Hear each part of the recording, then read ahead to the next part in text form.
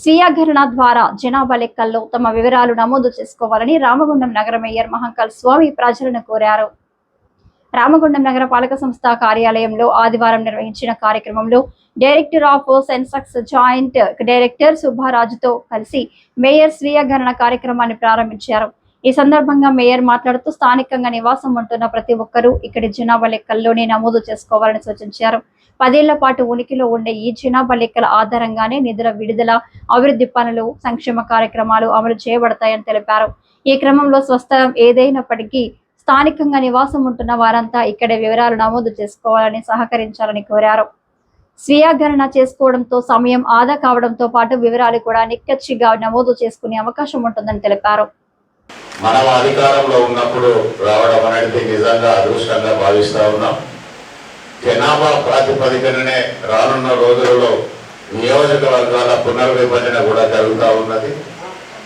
అలాగే జనాభా ప్రాతిపదికననే ఈ ప్రాంతానికి రావాల్సిన నిధులు కానీ విధులు కానీ ప్రతిదీ కానీ జనాభా ప్రాతిపదిక మీదనే ఆధారపడి ఉంటుంది కనుక ప్రతి ఒక్కరు రామగుండం నియోజకవర్గంలో ఉన్న ప్రతి వాళ్ళు కూడా ఈ జనగణనలో పాల్గొని తమ పేర్లు నమోదు చేసుకోవాల్సిందిగా కోరుతా ఉన్నాం. ఎందుకంటే చాలా మందికి చాలా రకాలుగా అపోహలు ఉన్నాయి.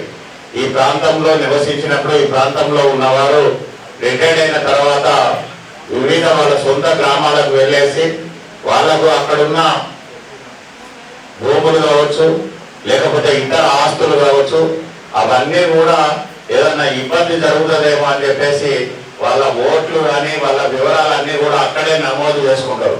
నివాసం మాత్రం రామగుండం ప్రాంతంలో ఉంటారు. జనాభా చూస్తేనేమో దాదాపుగా 2 నుంచి 3 లక్షలు 3.5 లక్షల జనాభా ఇక్కడ నివసిస్తూ ఉంటారు. మున్సిపల్ సేవలన్నీ కూడా వాళ్ళకు వినియోగించుకుంటారు. కానీ అదే లెక్కల విషయానికి వచ్చేసరికి కేవలం 2,40,000 నుంచి ఈరోజు 2,16,000 12,000కు ఇక్కడ జనాభా రావడం జరిగింది.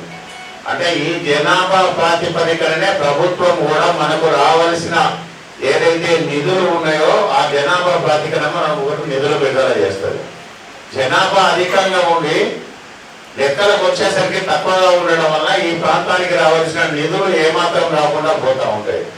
గౌరవ సుబ్బారావు గారు ఇప్పుడే చెప్పడం జరిగింది. వారు మనం ఏదైతే మనకు సంబంధించిన జనగణనకు సంబంధించి ఈ ఎన్యూమరేటర్స్ వాళ్ళు వచ్చినప్పుడు మనం ఏదైతే అప్లోడ్ చేస్తూ ఉంటామో మనకు సంబంధించిన వివరాలన్నీ అది పూర్తిగా కాన్ఫిడెన్షియల్గా ఉంటుంది కనుక మనకున్న ఆస్తుపాస్తులన్నీ కూడా దాంట్లో వివరంగా నమోదు చేయడం వల్ల ఎవరికి ఎలాంటి నష్టం ఉండదు అనేది కూడా వారు ఇప్పుడు క్లియర్గా చెప్పడం జరిగింది. దయచేసి రామగుండం పారిశ్రామిక ప్రాంతంలో ఉండే ప్రజలందరినీ కూడా ఒకటే కోరుతా ఉన్నాం. మీరు ఈ ప్రాంతంలో నివాసం ఉంటా ఉన్నారు. మీ జనగణనలో మా ఎన్యూమరేటర్స్ ఎవరైతే మీ ఇళ్ల వద్దకు వచ్చి మీ వివరాలు సేకరించేందుకు వారు అడుగుతారో మీరు మీ వివరాలన్నింటినీ తప్పకుండా ఈ ప్రాంతంలోనే నమోదు చేసుకోవాల్సిందిగా కోరుతా ఉన్నాం. మీ ఆస్తులకు సంబంధించిన వివరాలు ఏదైతే ఉన్నదో అవన్నిటికీ కూడా ఎలాంటి ఇబ్బంది ఉండదు. ఎక్కడ ఉన్నా ఆ ఇబ్బందులు ఉన్నాయనేది కూడా గౌరవ డైరెక్టర్ గారు ఇప్పుడే చెప్పారు కనుక దాన్ని దృష్టిలో పెట్టుకొని మనకు సంబంధించిన వివరాలు మన కుటుంబ సభ్యుల వివరాలన్నీ కూడా రామగుండం పారిశ్రామిక ప్రాంతంలో మనం నమోదు చేసుకున్నట్లయితే రేపు ఈ ప్రాంతంలో ఉన్న జనాభాకు తగ్గట్టుగా మనకు అనేకమైన నిధులు వచ్చే అవకాశం ఉన్నది కనుక ఆ దిశగా ప్రతి ఒక్కరు కూడా ప్రతి కుటుంబ సభ్యులు కూడా ఆలోచన చేసి నిర్ణయం తీసుకొని ఈ ప్రాంత అభివృద్ధిలో ప్రతి ఒక్కరు కూడా భాగస్వాములు అయ్యే విధంగా ముందుకు వెళ్ళాలని ప్రతి ఒక్కరు కూడా తమ జనగణనకు సంబంధించి ఈ ప్రాంతంలోనే మున్సిపల్ కార్పొరేషన్ ప్రాంతంలోనే వారు నమోదు చేసుకోవాలని చెప్పేసి కూడా మీ అందరినీ కోరుతూ director of Sensex joint director Subbaraju మాట్లాడుతూ జనాభా లెక్కల్లో సేకరించిన సమాచారం పూర్తిగా గోప్యంగా ఉంటుందని అన్నారు. ఆధార్ కార్డు ఎక్కడ ఉన్నా నివాసం ఉంటున్న చోటే జనాభా లెక్కల్లో నమోదు చేసుకోవాలని కోరారు. గతంలో ఎన్నడూ లేని విధంగా కల్పించిన స్వీయ గణన అవకాశాన్ని స్థానిక ప్రజలంతా సద్వినియోగపరచుకోవాలని కోరారు.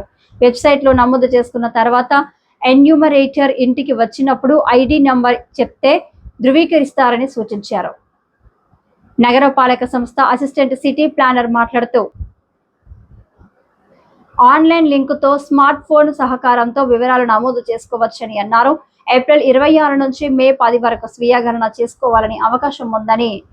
చేసుకోవడానికి అవకాశం ఉందని తెలిపారు. మే 11 నుండి ఎన్యూమరేటర్లు హౌస్ లిఫ్టింగ్ బ్లాక్ల వారీగా ఇంటింటికి తిరుగుతారని అన్నారు. ఫస్ట్ ఫేజ్ వచ్చి ఇండ్ల గణన ఇండ్ల జాబితా అంటాం. అది ఫస్ట్ అంటే ఈ ఇయర్ లో చేస్తున్నాం. సెకండ్ ఫేజ్ వచ్చి పాపులేషన్ ఎన్యూమరేషన్ అంటే జనగణన. అది నెక్స్ట్ ఇయర్ ఫిబ్రవరి 9th నుంచి 28 వరకు చేస్తాం. అంటే 21 days చేస్తాం.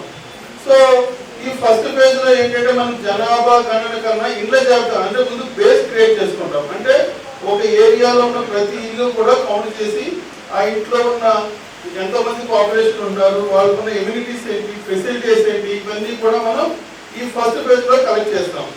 ఇది మన తెలంగాణలో అంటే ఇది స్టేట్ స్పెసిఫిక్ అన్నమాట. అంటే ఒక్కొక్క స్టేట్ లో ఒక్కొక్క రకంగా నిర్వహించుకోవచ్చు. మన తెలంగాణలో మే 11 నుంచి జూన్ 9 వరకు ఈ జనాభా గణన నమోదు కార్యక్రమం జరుగుతుంది.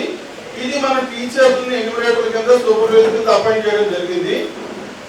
అయితే ఈసారి డిజిటల్ సెన్సస్ కాబట్టి ఈ హెచ్ఎల్ఓ కూడా అంటే హౌస్ లిస్టింగ్ ఆపరేషన్స్ కూడా మొబైల్ యాప్లోనే కలెక్ట్ చేస్తారు టీచర్లు.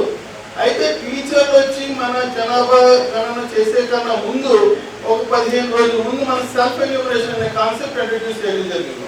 సెల్ఫ్ ఎన్యూమరేషన్ అంటే ఏంటంటే మన ఇంట్లోనే కూర్చుని మన మొబైల్ ఆ ల్యాప్టాప్ ఓపెన్ చేసుకుని ఆ ఎస్సీ పోర్టల్ ఓపెన్ చేయగలిగితే ఆ పోర్టల్లో వెబ్సైట్ కూడా చెప్తారు. అనంతరం జనాభా లెక్కల స్వీయ గణన పోస్టర్ ను మేయర్ ఆవిష్కరించారు. సెన్స్ పెద్దపల్లి జిల్లా కోఆర్డినేటర్ శ్రీకాంత్ స్వీయ గణన చేసుకునే విధానంపై ప్రాజెక్టు ద్వారా వివరిస్తూ అందరికీ అవగాహన కల్పించారు.